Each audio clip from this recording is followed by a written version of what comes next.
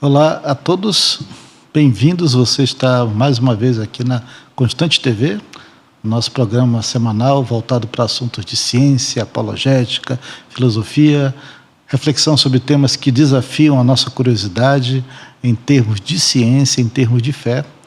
Eu sou o professor Kelson Mota, junto com o Dr. Jonatas Nunes. Nós estaremos aqui nesse programa uma vez mostrando as muitas dimensões de uma fé que pensa, de uma razão que crê. E hoje nós ainda estamos continuando aquela série sobre evidências que mostram a presença de um design inteligente nesta criação, e nós vamos conversar hoje com alguém muito especial. Vamos conversar com quem mesmo, professor? É isso mesmo, professor. Nosso convidado de hoje é especial. Nós temos hoje como convidado o nosso amigo Daniel Trindade. Daniel Trindade ele tem um currículo muito interessante, pessoal. Ele tem graduação em Química, pela Química Industrial, tem mestrado em Engenharia Ambiental pela Universidade Tecnológica Federal do Paraná, tem doutorado em Química de Materiais pela Universidade Estadual de Maringá e, olha só, é empresário e diretor de pesquisa e desenvolvimento de novas tecnologias e materiais. Então, você vê que tem uma relação, né, de universidade, empresa, muito interessante, né? E tem mais algo interessante, ele é um dos diretores da Sociedade Brasileira do Design Inteligente. Olha só que incrível, viu? E o assunto é sobre design inteligente, então ele está falando com tudo a ver, né? Com um especialista. Então, muito bem-vindo, Daniel Trindade. Você pode falar um pouquinho sobre essa mescla do seu currículo, como é que é essa parte de pesquisa e desenvolvimento de tecnologias? Muito interessante. Perfeito. Bom, muito obrigado pelo convite. É um prazer imenso estar aqui com vocês, compartilhando um pouquinho, né, desse assunto que é um assunto tão pertinente, tão interessante também, né, que a gente vai falar um pouco sobre design inteligente, toda essa questão científica e como isso revela também, né, a necessidade de um criador que orquestrou todas as coisas, né. Um pouco sobre, né, essa área de pesquisa e desenvolvimento, né, a área que eu atuo hoje. Bom, eu trabalho numa empresa que se chama Antares Reciclagem. A gente está diretamente ligado a tecnologias sustentáveis. Então, tudo que a gente trabalha hoje é reciclagem de resíduos químicos, não seria papelão, plástico, né? Mas sim resíduos químicos como ácidos e alcalinos. E eu desenvolvo tecnologias para reciclar esses materiais, evitar com que eles sejam, né, destinados à natureza, né, de uma maneira a qual vai poluir a natureza, ou que sejam destinados a aterros industriais ou sanitários. Então, assim, a gente fecha, né, essa questão aí de tecnologias sustentáveis, né? Esse é o meu maior foco hoje na área profissional. Ok. O Daniel Trindade, ele está terminando o doutorado, né, em engenharia química, se eu não me engano, ou química diretamente, e ele tem trabalhado ultimamente dando várias palestras em design inteligente. Ele tem já alguém muito conhecido no nosso meio, e a gente está querendo ver, Daniel, justamente as evidências de um criador, de um designer inteligente sobre esta criação, sobre essa terra, esse universo. Mas a gente fala em design inteligente, é bom já perguntar antes, porque sempre tem alguém que ainda não ouviu falar, ou se ouviu não entende direito. O que seria a teoria do design inteligente? Um design inteligente, o que é uma teoria do design inteligente? Como é que a gente pode explicar isso para o pessoal? Bom, nós podemos, né, definir o design inteligente de uma forma simples, a qual analisamos as evidências atuais científicas, né, e levamos em consideração a opção de inteligência, ou seja, aplicamos metodologias científicas de detecção de inteligência. Então, o design inteligente, através de suas metodologias, ou seja, complexidade redutível, né, ajuste fino do universo, aplicamos isso, conseguimos, então, detectar inteligência, e essa inteligência que nós detectamos no universo e na vida nos aponta o quê? Para um criador. Excepcionalmente, o design inteligente ele não vai discutir a questão de quem é o criador, mas cada integrante pode ter a sua fé, pode ter a sua crença de quem é o criador, e cada um deles tem. Eu, por exemplo, Daniel, creio que esse criador do design inteligente é o Deus bíblico, por exemplo. Mas dentro do design inteligente, nós não vamos ter discussões direcionadas a quem seria esse criador. Mas basicamente, então, resumindo tudo isso que eu falei, são metodologias de detecção de inteligência a quais nós conseguimos detectar inteligência no universo e na vida, e assim presumimos que essas questões são melhores explicadas através de uma mente inteligente. Todos os fenômenos, né? Em termos de ciência, nós podemos melhor explicar a partir dessa premissa de que há um designer inteligente por trás. Perfeitamente. Pode classificar, então, em duas categorias principais, então, né? Ou a categoria dos que são feitos, são resultados do acaso, né? Ou resultado de um projeto, né? Resultado de um design inteligente, né? Então, acho que a gente pode ter essa grande classificação, né? Na natureza, né? Daniel, tem uma outra coisa muito debatida, muito discutida, muito confundida até, né? Muitas pessoas costumam associar, não, teoria do design inteligente, né? Na verdade, nada mais é do que criacionismo disfarçado, né? Então, você maqueia, coloca algumas coisinhas científicas ali, mas, na verdade, tudo isso é criacionismo. Então, TDI é a mesma coisa que criacionismo? Olha, na verdade, isso realmente é um tópico que vem muito à tona, né? E principalmente nos principais críticos, né, do design inteligente. Mas não seria, porque o design inteligente, ele é igual eu expliquei anteriormente, ele fica na área de detecção de inteligência. Ou seja, nós vamos pegar uma metodologia científica de detecção, vamos aplicar essa metodologia científica, e se detectarmos inteligência, nós vamos falar assim, bom, detectei inteligência. Foi necessário, então, uma mente inteligente para orquestrar isso tudo.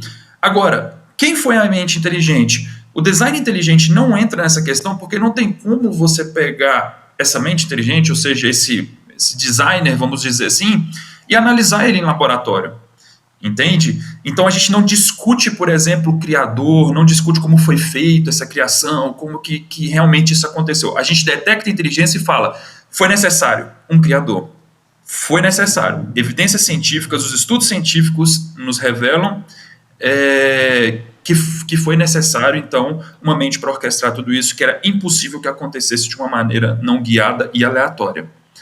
Uhum. Mas às vezes o pessoal tem usado de forma assim bem, como vamos dizer, livre, né? Design inteligente com criacionismo. Eu mesmo já ouvi várias vezes, e inclusive pessoas dizendo assim, olha, em suas palestras de design inteligente você não cita a Bíblia, você não cita Jesus, mas você está falando de criacionismo. E isso é meio complicado, porque quando a gente vai dar uma palestra de design inteligente, é sobre o design inteligente, a teoria em si. Sim. Você tem enfrentado isso por aí ou não? Tenho, bastante. Isso é uma das questões que mais remetem, né, durante as palestras e tudo mais. E é exatamente por isso que muitas vezes eu tento sempre dividir o tipo de palestra que eu estou dando para o ambiente que eu estou. Porque, por exemplo, se eu for fazer uma palestra estritamente sobre o design inteligente, o que eu vou demonstrar para as pessoas? Eu vou mostrar evidências científicas para eles de que aquilo está errado, teoricamente, vamos dizer assim, que não poderia estar acontecendo de uma maneira aleatória. Eu vou mostrar, então, as evidências. O que a pessoa que estiver assistindo, ela pode chegar a diversas conclusões. Ela pode virar para mim, você é um criacionista e você está falando, então... Não, eu não estou falando como que foi criado, eu não estou falando quem é o criador. Eu estou te mostrando evidências científicas que estão revelando que foi necessário um criador. Né? Agora, por exemplo, se ela fala comigo, Daniel, olha, Daniel, qual é a sua opinião sobre como foi criado ou quem é o criador? Aí eu falo assim, bom, o Daniel, ele entende que sobre esse assunto eu acredito que foi criado dessa forma e que o criador é o Deus bíblico. Porém, isso eu não incluo dentro da TDI. Né? Mas é algo que sim, os principais críticos eles tentam o tempo inteiro tirar o design inteligente de uma categoria científica para colocar ela como uma categoria criacionista, né, e tentar, então, desvalorizar, né, tirar o mérito dela como uma boa teoria científica. Há uma outra crítica também, porque essa é a crítica que a gente ouve nos meios religiosos, né? Que, na verdade, se confunde TDI com criacionismo. E a crítica de fora dos ateus são duas. Uma é TDI é criacionismo disfarçado, mas tem uma outra que diz assim, é pseudociência.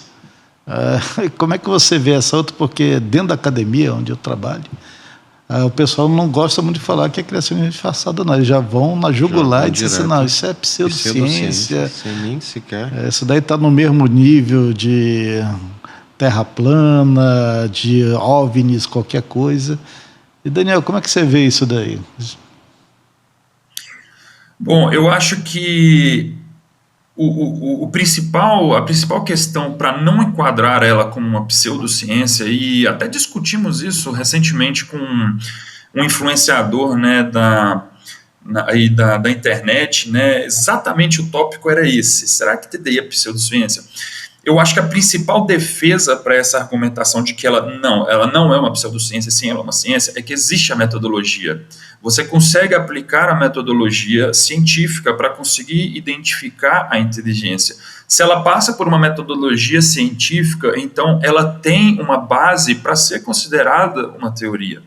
Entende? Então eu acho que essa questão da pseudociência são argumentações, né, para desmoralizar mesmo essa vertente, né, do design inteligente. São os críticos, né, que tentam, então, acabar com a teoria, e essa é uma das principais argumentações. Não é uma ciência, é uma pseudociência. Mas podemos afirmar que existem metodologias para serem aplicadas, metodologias científicas, para serem aplicadas para você detectar a inteligência. A partir do momento que você tem metodologia científica, você tem uma ciência.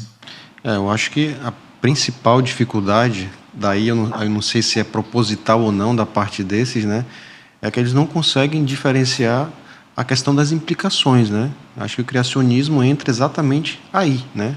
Ele já abarca as implicações de toda essa teoria do design inteligente, né? Quem está por trás, né? O design inteligente não se importa, não se preocupa com isso, né? E eu acho que... É engraçado, Jonatas, porque quando na academia se fala de criacionismo, em geral é em tom de chacota. Criacionismo, coisa de religioso.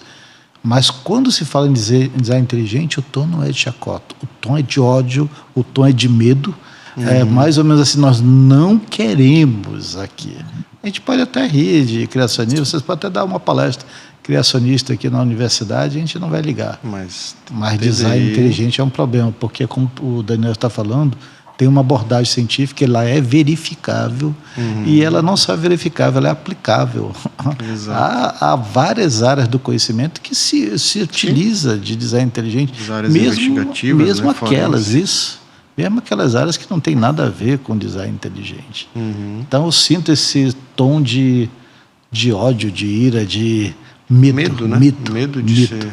Por quê? Porque a TDI ela acaba tendo implicações gravíssimas do ponto de vista da própria filosofia da metafísica. Né? E a questão do próprio naturalismo, né, que é o que impera hoje nas universidades, né? Para eles isso é uma grande ameaça, né, para eles. Você tem sentido isso, essa diferença de abordagem?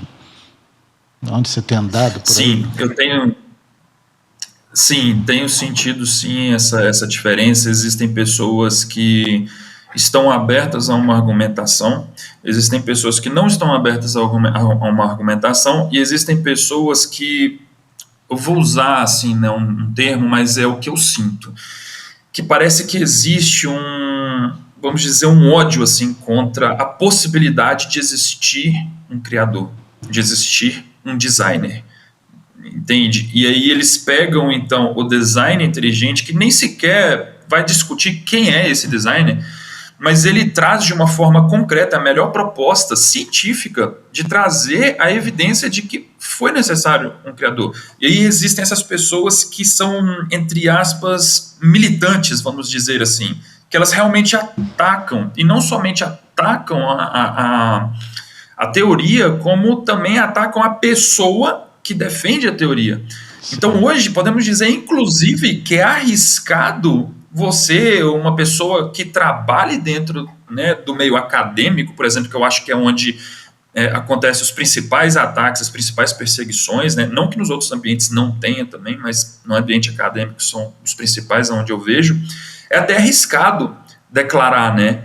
Porque ali existe uma militância assim mesmo para combater diretamente, cancelar, vamos dizer, né, a possibilidade de existir um designer de uma proposta uma proposta científica, né, que poderia estar mostrando, né, a detecção de inteligência, né. E isso é triste, né? É muito triste porque, ao meu ponto de vista, o ambiente universitário é exatamente um ambiente para debater ideias, né, e para analisar uma ciência. Onde deve coexistir, né, uma pluralidade, né, de ideias, de teorias, né?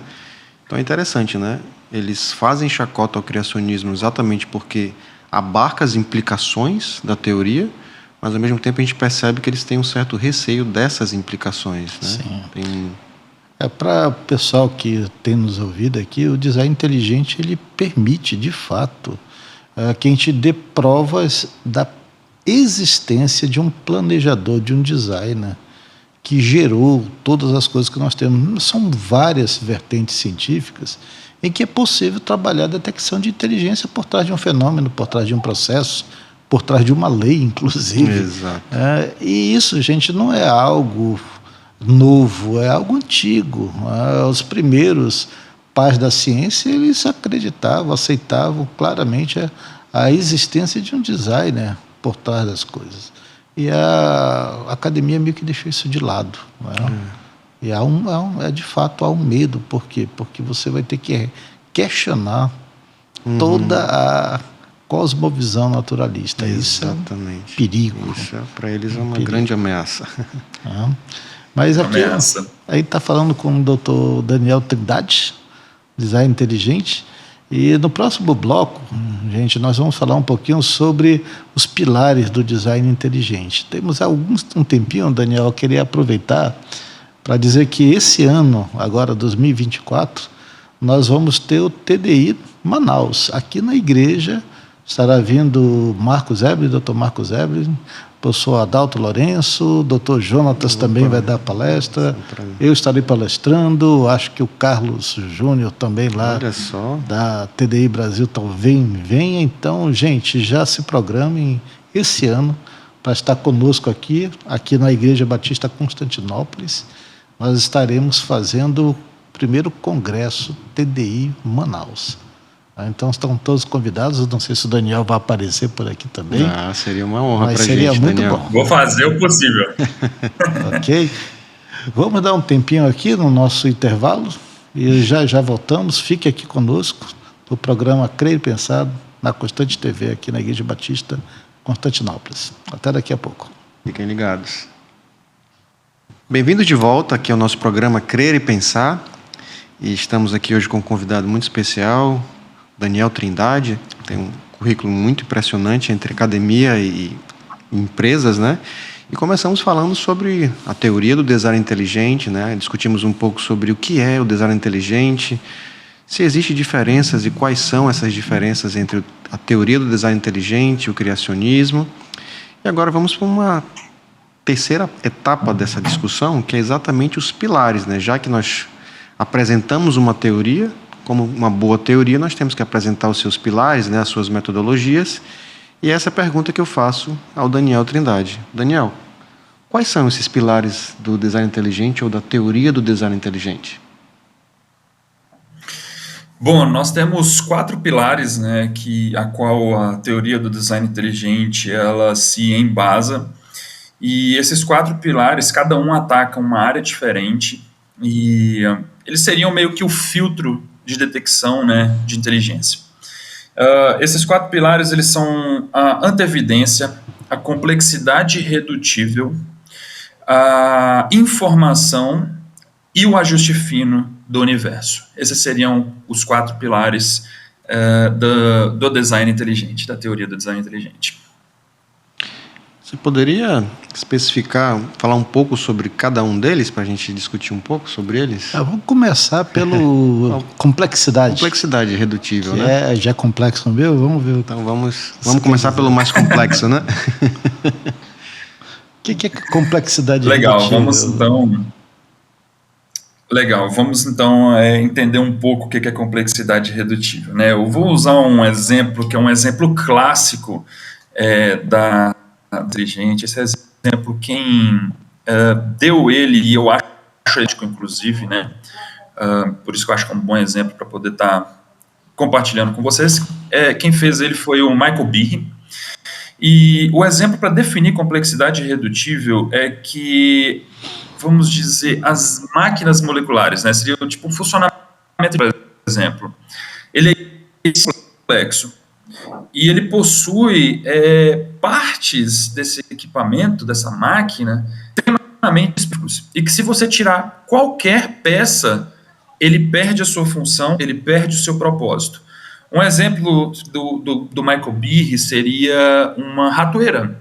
Né? Essa ratoeira, como que seria esse exemplo de complexidade redutiva? Você tem uma ratoeira que ela é composta, então, né, pela base de madeira, né, você vai ter uma mola ali, você vai ter um martelo, o local onde coloca a isca, e ele tem um propósito. E qual que é o propósito de uma ratoeira? É pegar o rato.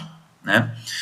Se você tira qualquer peça da ratoeira, a ratoeira inteira perde o seu propósito e perde a sua função. Ela não consegue mais pegar o rato. Se você tirar a base, não tem aonde você colocar o martelo. Se você troca aquela mola por algum outro tipo de mola, vai ter uma tensão diferente ali, vai ter, não vai funcionar da mesma forma, então tem que ser aquele tipo de mola, tem que ter o local certinho da isca. Se você não tiver onde colocar a isca, você não vai atrair o rato, né, para a ratoeira. Então, a complexidade redutível diz basicamente o seguinte: aquele sistema era necessário que tivesse daquela forma desde o início, porque se não fosse daquela forma desde o início, ele não teria função, não teria propósito. Você tem que ter o sistema daquele jeito e ele não pode ser reduzido, você não pode fazer o efeito contrário até chegar naquela máquina que está ali, que nós observamos, nós estudamos e conhecemos como ela funciona. Lembrando que, como você mencionou, né, o exemplo de Michael Behe, né? Michael Behe foi um grande, né, bioquímico que foi o que desafiou, né, toda essa ideia naturalista, evolucionista, através do seu livro, né, A Caixa Preta de Darwin, onde ele mostra, né, exemplos claros, né, moleculares, biomoleculares, em que realmente esses princípios, com os quais o Daniel está comentando, funcionam, né? E ele, para trazer ao público, né, um entendimento melhor, ele citou esse exemplo da ratoeira, né, para tornar uma coisa bem compreensível, né? Mas quando a gente vai no nível biológico, no nível celular, essa complexidade se torna ainda muito mais profunda, né? Sim. Os seres vivos, eles são complexamente irredutíveis, Daniel? Olha, sem dúvidas nenhuma, né? Você pega desde uma máquina molecular, né, que eu gosto de chamar, extremamente simples, até mesmo essas são altamente complexas. Todo o funcionamento do seu corpo, desde uma célula até uma cinesina, que é uma proteína altamente, né, avançada, vamos dizer assim, tudo isso é extremamente complexo. A vida, ela é complexa, ela é um trabalho que foi necessário, um designer que entendesse muito de química, biologia, bioquímica, para projetar, um grande engenheiro mesmo para projetar tudo isso, porque não é simples. Não é simples, é muito complexo, é bem complexo. É tão complexo que nós chamamos de complexidade redutível, né? Não tem como você fazer o caminho reverso para chegar a um processo ocasional, aleatório, né? Nem que você tivesse todo o tempo ali e até mesmo pedacinhos de vestígios de alguns elementos ali, você não conseguiria, de uma maneira aleatória, formar a complexidade que é a vida. Tem acho que o nosso querido amigo Tassos, né, ele sempre usa esse exemplo, né? Quando chamarem você de ameba, se sinta elogiado, porque a complexidade que está por trás de uma ameba é impressionante, né? A quantidade de informação genética que existe, né? Então não existe coisa simples na vida, né? A forma mais primitiva, entre aspas, de vida que você possa imaginar, existe uma complexidade impressionante por trás, né? E a complexidade irredutível é um sistema complexo que você não pode reduzir. E ele continua funcionando de acordo com as especificações pelo qual ele existe, né? Então alguém pode pensar assim, eu tenho um carro, se eu tirar um farol ele continua funcionando, sim, mas aí não é uma complexidade irredutível. Eu posso tirar 2 faróis, o carro continua funcionando. Isso, mas até no exemplo do carro a gente pode ver que existe uma incoerência, porque você, querendo ou não, você tira a funcionalidade completa do carro. Como é que você vai andar à noite, por exemplo? Né? Você precisa do farol para isso, né? Mas se você pensar o carro só como algo que anda, aí o farol... Né? Exato. Exatamente, esse é um grande exemplo, exatamente para poder apresentar uma diferença, por exemplo, de uma evolução e uma mutação. Você tira o farol do carro, ok, né? Vamos dizer assim, você reduziu um peso no carro, ele continua funcionando, mas você vai dirigir à noite e aí? Já fica perdeu complicado. A função dele de iluminar durante a noite. Você tem um problema, né? Isso mesmo. Mas na complexidade redutível, quando você tenta reduzir, você tira a função, perdeu a função. Você perde a funcionalidade, né? Você falou em máquinas moleculares. O que você quis dizer com máquinas moleculares, Daniel? Olha, eu costumo, né, chamar de máquinas moleculares, né? São as proteínas, né? Até mesmo os próprios maquininhas, vamos dizer assim, ribossomo, né, e etc., que fazem os processos biológicos, né, dentro do seu corpo, né? Você pode pegar um ribossomo, o ribossomo pode ser uma máquina, por exemplo, né? Por que eu uso, né, essa expressão de máquina molecular? Porque ele não é algo único que vai estar agindo ali, é um sistema, é literalmente uma máquina, são várias peças compondo aquele sistema ali e que tem um propósito final de fazer algo, né? E se você retirar qualquer uma dessas peças, perde a sua função, perde o seu propósito. Um exemplo disso seria, por exemplo, um sistema de engrenagens. Um sistema de engrenagens, vocês têm várias engrenagens, uma ligadas à outra, e vai fazendo aquela corrente imensa de engrenagens. Se você retira qualquer engrenagem daquele sistema, o sistema parou de funcionar. A engrenagem que está girando lá no início não vai conseguir girar a engrenagem que está no final. Entende? Então, por isso que eu uso essa expressão de máquina molecular para mostrar que existem várias peças trabalhando em conjunto. Sim. Então, a vida ela é complexa num nível que não dá para reduzir, transformar numa vida mais simples. Tem implicações. Exatamente. Tem implicações em termos de teoria evolutiva, né? É isso que eu estava comentando, eu estava pensando, né? Sem nenhuma implicação filosófica, a gente naturalmente chegou numa implicação filosófica, né? Que é propósito. A gente só conversando sobre mecanismos, ciência, a gente chegou num tópico muito filosófico, né? Propósito. Qual o sentido dessa palavra propósito no evolucionismo, no naturalismo? Não tem, né? Então a gente vê que naturalmente as coisas brotam, né? Quando você pensa numa coisa projetada, numa coisa que tem a sua complexidade redutível, naturalmente você chega em preceitos, né, implicativos que levam ao design inteligente, né, como propósito, por exemplo. Sim. Daniel, um outro pilar, além da complexidade redutível, é a antevidência. Está um pouco ligada ao que o professor Jonatas falou de propósito, né? Intenção. O que seria a antevidência? A antevidência, ela basicamente diz o seguinte: dentro do funcionamento do nosso corpo, você tem uma margem de acontecer desastres, vamos chamar dessa forma, né? São problemas que deveriam acontecer se você colocasse ele numa cadeia evolutiva, lenta, gradual e sucessiva. E você precisa de mecanismos para poder evitar com que esses problemas que iriam acontecer, por exemplo, não aconteçam. E esses mecanismos, eles precisavam estar ali antes do problema acontecer. Por que isso é uma grande argumentação a favor do designer e não de uma aleatoriedade? Porque a aleatoriedade, ela não tem tempo para o problema acontecer, por exemplo. você não gera o problema e depois você teria a solução. Você tem que ter a solução antes do problema, porque senão aquele micro-organismo, aquele ser, ele não conseguiria continuar, né, se multiplicando, vamos dizer assim, né, reproduzindo ali, existindo, ia cessar ali. Então, nós temos a anteevidência, né, que mostra questões, soluções de problemas antes mesmo deles surgirem. Eu posso usar um exemplo aqui, que é a aquaporina, por exemplo, né? Que a aquaporina, basicamente, ela consegue regular o interior de uma célula, né? Ali, o seu, entre aspas, o pH ali, né? A entrada de prótons H+, ali para dentro da célula, né? E isso é um mecanismo incrível, magnífico, né? Ele está ali exatamente num canal onde ele consegue selecionar o que ele quer que entre para a célula e o que ele quer que não entre para dentro da célula. Né? Ele é basicamente um guardinha, imagina que está acontecendo ali, né, uma festa dentro da célula ali, e ele é o segurança que está ali na entrada falando assim, olha, você está na lista de convidados, pode entrar. Não, você aqui, ó, não está na lista de convidados, você vai ter que ficar para fora.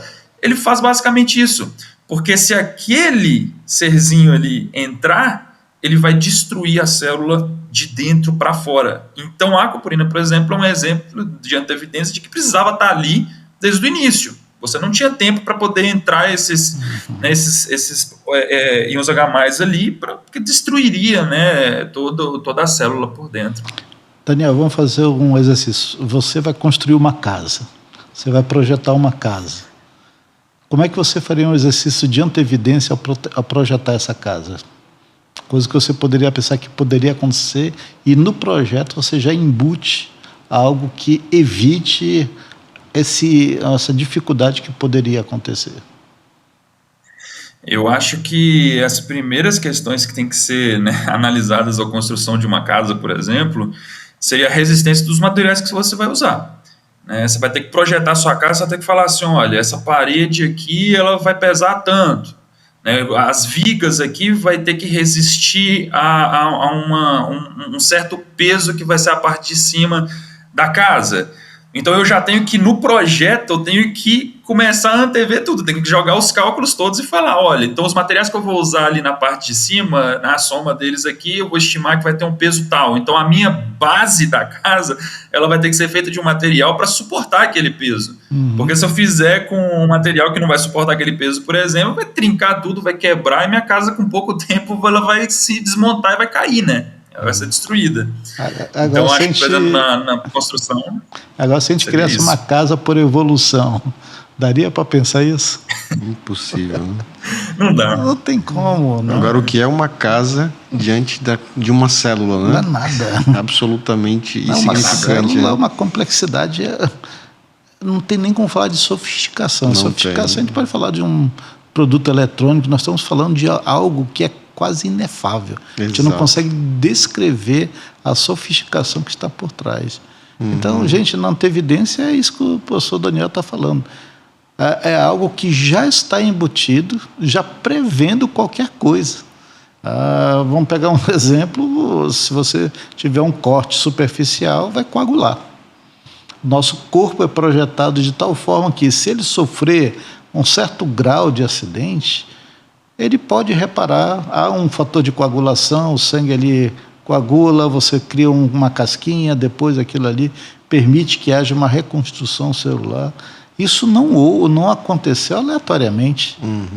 O primeiro ser vivo que apareceu na Terra, por evolução, o primeiro corte que ele teve era uma célula, todo o material celular se extraviou. Teria sido eliminado, né? Teria sido eliminado. Então, não... Sem falar, né, que esse exemplo da cascata de coagulação sanguínea é magnífica, aquela. Você jogou um exemplo aí que eu falo assim, meu Deus, isso é algo de você ficar incrível. É impressionante. Só de pensar, né, que ele cessa a cascata, né, porque senão, imagina, você vai coagulando o sangue inteiro. E aí? O que vai cessar aquilo ali, né? Imagina o criador pensando, eu vou criar um mecanismo de coagulação. Esse mecanismo ele só vai até certo ponto, né? Porque você senão teria realmente um efeito ao contrário de cascata, né? Exato. Coagulação. Então é muito regulado, não é só regulado, é extremamente Absurdamente regulado. É algo pensado, muito bem projetado. E, gente, a gente vê isso em tudo que é coisa aí do ser vivo.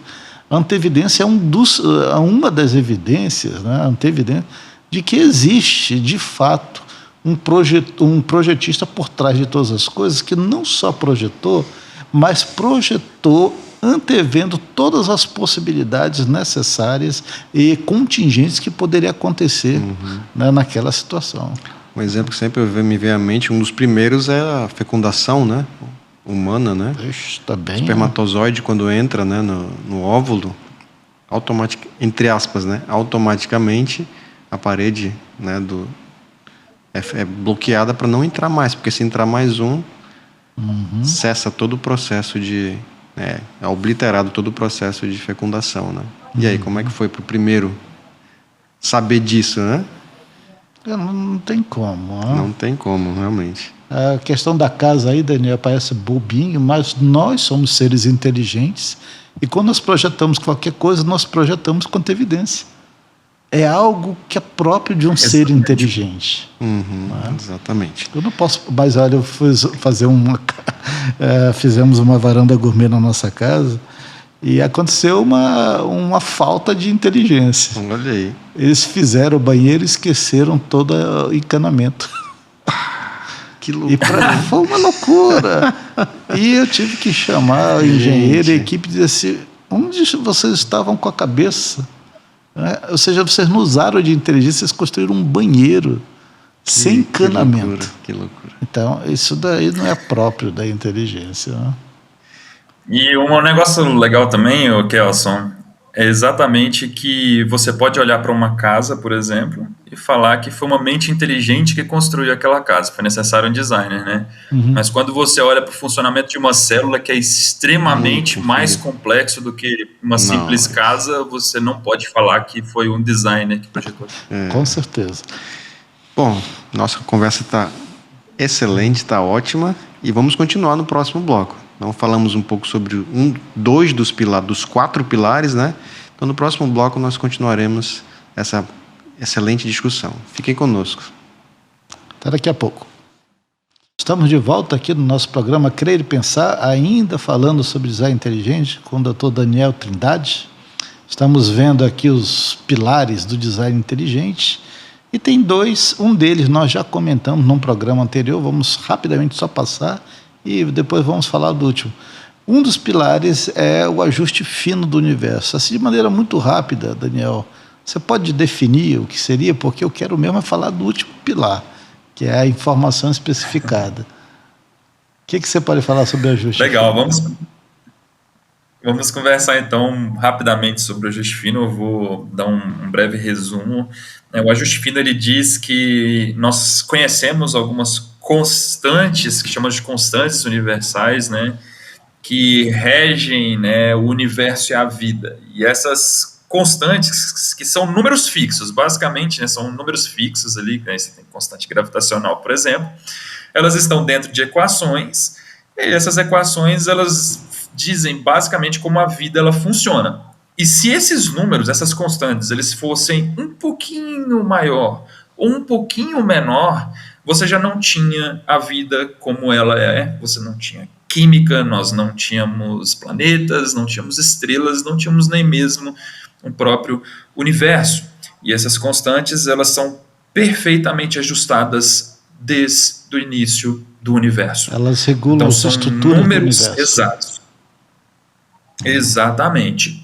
Fora, né, a gente tem outras coisas que mostram ajuste também, que é a diferença, né, a distância da Lua com o planeta Terra, né, do Sol também, isso tudo também é um ajuste fino que tem que existir ali para que você possa ter vida.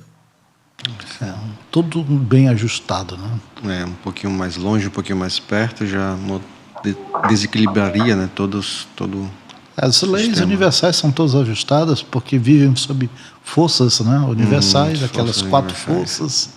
Hoje em dia estão dizendo que tem uma quinta, mas todas muito bem ajustadas. Então, esse é uma evidência da existência de um designer, pelo menos que a gente pode ver. Mas, Daniel, eu queria falar sobre o último pilar, que esse daí tem muita coisa. Um outro universo vasto de coisas. Esse aqui a gente tem que ter um programa só para esse mesmo, que é sobre informação. A informação especificada como um dos pilares do design inteligente. O que você pode falar para a gente sobre isso? Olha, eu acho que a informação, ela é um dos pilares meus prediletos mesmo, se não for o preferido, né? É algo incrível, é um universo magnífico ali que nós temos dentro dessa área de informação.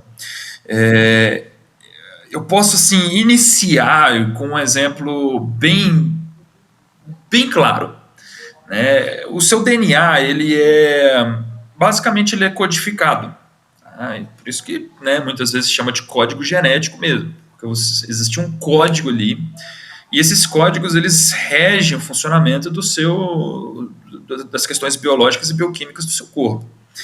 E esses códigos eles são 4 letrinhas, né, que nós chamamos de ATGC, bases nitrogenadas, e o sequenciamento dessas letrinhas, então, eles fazem, por exemplo, a produção de proteínas, né, proteínas, enzimas ali que são necessárias para as estruturas e para o funcionamento das reações químicas também do seu corpo. Mas onde eu quero chegar com essas questões? Eu quero falar sobre o código. Se pararmos para pensar nos códigos conhecidos, né, e aí a gente pode falar código Morse, podemos falar do código ASCII, código binário, né, até código de barras, nós pegamos esses códigos e uma coisa que podemos chegar na conclusão é que todos esses códigos foi necessário um programador. Né? Então, o programador ele tinha que ir lá, ele tinha que dar as funções para os códigos. Então, por exemplo, num código Morse, se você tiver 3 piscadas de luz rápida, ou então 3 sons rápidos seguidos, isso quer dizer S, a letra S, por exemplo. Se você já tem 3 piscadas espaçadas uma da outra, ou 3 piscadas, ou 3 sons, né, espaçados um do outro, já quer dizer O. Então isso, uma pessoa codificou isso. Ele falou 3 piscadas rápidas, S, 3 piscadas lentas, O. E ele então chegou a uma codificação da letra S e da letra O. E aí você consegue mandar mensagens como, por exemplo, SOS. E todo o nosso alfabeto, né, ele tem a sua linguagem, por exemplo, no código Morse. Então, por que o código, né, que está dentro de nós, a informação que existe dentro de cada um de nós, que é o DNA, como que ele foi programado? Sendo que não todo tipo de codificação, todo tipo de informação é necessário um programador por trás. Né? Eu acho que esse exemplo é um exemplo que já mostra com uma clareza muito grande, né, a necessidade de um designer para programar aquelas 4 letrinhas, os sequenciamentos delas. O que seria informação, Daniel? A informação que está contida ali no DNA, eu acho que poderia ser dita como, por exemplo, né, quando você vai produzir uma proteína, você precisa mandar a informação, o manual de instruções de como construir aquela proteína, por exemplo. Né? A proteína, não existe um tipo só de proteína, existem vários tipos de proteínas. E cada uma delas, a montagem é diferente, o que é utilizado também é diferente, né, fora o tamanho, né, delas. E as funções, claro. Então, assim, o que nós chamamos de informação seria esse, vamos dizer, manual de instruções. Porque não pode chegar lá uma instrução toda não pode chegar lá uma instrução toda embaralhada, né, uma instrução que não faça sentido. Sim. É necessário que chegue uma instrução que tenha sentido. Sim. Então, a informação seria, a proteína seria como uma ferramenta, né, um conjunto de ferramentas, né, de uma oficina, e precisa de uma instrução para como utilizar essas ferramentas. Né? Aqui a gente tem que deixar claro que é informação, né? Porque informação, gente, ela não é matéria. Esse é o problema da informação que o Daniel está falando, é que informação tem a ver com codificação, tem a ver com transmissão de alguma forma de intenção, de intencionalidade entre dois pontos.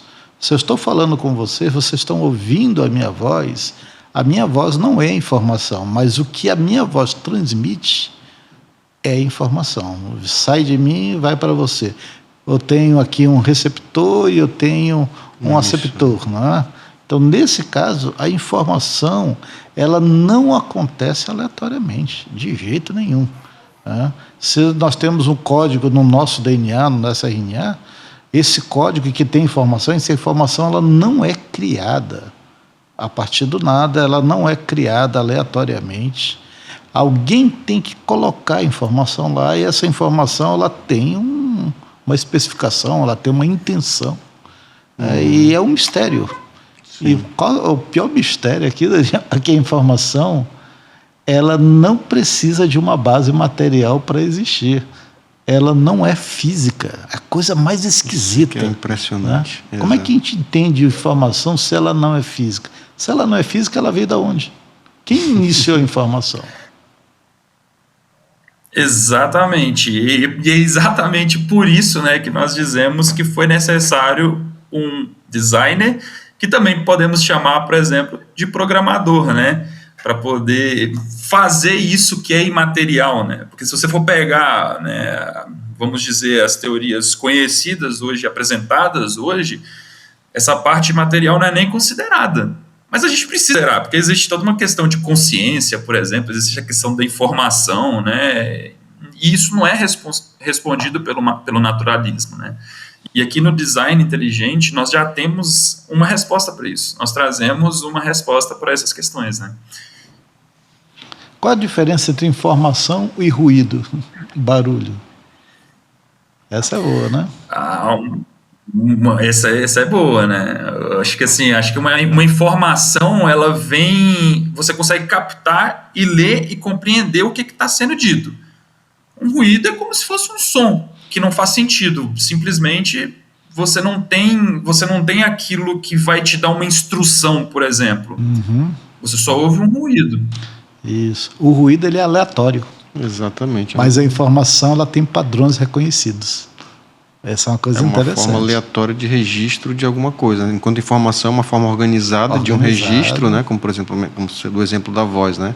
É o uso das cordas vocais de forma ordenada, organizada para transmitir uma informação. O ruído seria um grunhido, qualquer coisa que não aleatório, né? Que não tem... Essa quando a gente vai em teoria da informação, a primeira questão é o que é e o que não é informação. O que não é informação é ruído. Exato. E o ruído não é organizado, não é padronizado, não é intencional. O mais incrível é a palavra intencional. A informação ela é intencional. Se ela é intencional, significa que tem alguém que criou aquilo com intenção. Eu preciso de uma inteligência. Eu preciso de inteligência. E aí, tem como existir informação que não seja fruto de inteligência? O que você acha? Não tem. Eu acho que não tem como existir, porque a aleatoriedade ela não tem intenção. Ela seria, entre aspas, sorte. Simplesmente aconteceu. E a falta de intenção, né, a falta de propósito, o naturalismo não explica. Somente mentes inteligentes são intencionais, propositais, né, podem gerar esse sentido para as coisas. Daniel, eu ouvi uma semana passada, olha a loucura, a pessoa disse assim, olha, informação não precisa de mente inteligente. Puxa vida. Olha, por exemplo, a IA, as inteligências artificiais. Gente. Elas não são humanas e elas já geram informação. Aí peraí, como é que história é essa? Informação não precisa vir de uma mente inteligente. As IAs já estão gerando informação por si mesmas. O nome já está dizendo inteligência artificial. Tá, e quem produziu? Quem isso criou não faz o menor sentido, né, Carlos? Não faz exatamente sentido. isso que eu queria falar. Alguém a inteligência, criou. eu também já recebi. Essa argumentação. E você precisa de um programador para poder programar a inteligência artificial, né? Uma entidade inteligente para produzir uma inteligência artificial, né? A inteligência artificial foi projetada por um designer humano. E é curioso, né? Que a informação que ela produz é fruto de outras informações. De outras ela não consegue informações. produzir por si mesma, né, a informação. Ela precisa se utilizar de um banco de informações para reorganizar essa informação E aí- em forma de outra informação, né? E aí a gente entra na metafísica e na teologia. Se a informação ela sempre é gerada a partir de uma anterior, quem deu a informação Primeira, inicial? primordial informação. Quem informou a todos nós, os nossos corpos, o procedimento, quem colocou informação instintiva nos animais, quem deu a informação para que esse universo girasse? E é interessante, né? Interessante porque alguém pode argumentar, não, mas a inteligência artificial, ela, a partir das informações que ela tem, ela faz inferências, né? Mas as próprias inferências são programáveis, né? Sim. Coisa que não é no ser humano, né? Ela só pode fazer inferência de informações que já existem. Ela não Exato, pode já fazer existe. inferência do ruído. Exatamente. Do ruído. Exatamente. Daniel, como é que você consegue linkar, a gente já está quase terminando o programa, a questão da informação com o Criador? E aí eu vou entrar mesmo em Bíblia, né? Ali em Gênesis. Como é que a gente consegue pensar Bom, informação e o Criador ali em Gênesis? Desculpe, Kelson, como que a gente consegue pensar no quê, no finalzinho? Podemos fazer alguma ligação entre a informação e o ato criador de Deus ali em Gênesis? Ah, sem dúvida, né? Ali em Gênesis, né, ele dá as ordens para as coisas, né? Ou seja, essas ordens, ele está dando propósito, ele está falando o que deve acontecer. Podemos ver isso como uma informação sendo dita e direcionada, né, para toda a criação, e depois não somente a criação de todas as coisas, mas até mesmo as indicações que ele vai dando até para os seres que ele criou, né, o homem, a mulher, por exemplo, né. Então vemos claramente a informação sendo gerada no momento da criação bíblica ali, por exemplo, as ordens sendo ditas naquele momento, né. Então, sem dúvida, podemos fazer esse link claro, né, da Bíblia com a informação. Para mim é muito impressionante, porque começa disse Deus, né? O dizer Já é uma informação. é o gerar uma É informação. gerar informação. E esse é o impressionante. Nós nascemos com informações embutidas em nosso ser, em nosso corpo, em nossa mente, numa moral pré-estabelecida. Exato. Essa informação não pode ter acontecido do nada. Nós temos pessoas da área de TI, eu acho que Steve Jobs foi o cara que foi dizer que a única causa conhecida da informação é a inteligência. Não é possível informação fora da inteligência. Só isso já seria o suficiente para a gente dizer assim, há alguém que codificou, especificou, né, e direcionou intencionalmente as coisas que existem. É interessante, né? Esses 4 pilares, né? Se a gente pegar apenas um de cada, né, já é o suficiente para derrubar todo um... Para mim, o melhor é a informação, Não, porque a todos informação ela não é material. Informação é E incrível. não tem como a gente colocar informação como um Sem processo aleatório. Não tem. Sem evolutivo. inteligência, né? Daniel, o que você pode dar como considerações finais aí para a pessoa que está ouvindo você em termos de design inteligente? Bom, o que eu tenho para, né, colocar como considerações finais é busquem conhecer um pouquinho mais do design inteligente. Nós temos um canal no YouTube, TDI Brasil. Lá nós temos vários exemplos e casos, né, que podem evidenciar a necessidade de um designer. Levamos muitas pessoas também para palestrar, para poder compartilharem dos conhecimentos e as áreas de estudo. Temos também o website, né, você pode se inscrever, né, para poder fazer parte da sociedade brasileira do design inteligente também. E não deixar passar, né, é muito importante que as pessoas saibam que existe uma opção científica a qual, com evidências científicas, mostram a necessidade de um criador. E agora falando pelo Daniel mesmo, para mim, ele é o Deus bíblico, defendam a fé de vocês e saibam que existem argumentações científicas para apoiar a verdadeira Bíblia do jeito que ela é. Joia. Então, gente, nós ficamos por aqui nesse programa. Nós queremos agradecer mais uma vez o Dr. Daniel Trindade. Lembrando também que esse ano nós vamos ter o TDI Norte aqui na igreja. Já preparem a data, daqui a pouco a gente vai começar a lançar. Já temos palestrantes de peso. E aqui do nosso programa, Crer e Pensar, um programa feito para uma fé que pensa, para uma razão que crê, para investigarmos assuntos de física, de química, de teologia, de filosofia dentro de uma cosmovisão cristã. Fique conosco, agradecemos a sua audiência. Até semana que vem. Muito obrigado e até a próxima, viu? Foi um prazer a presença de vocês conosco e continuem ligados na nossa programação. Até a próxima.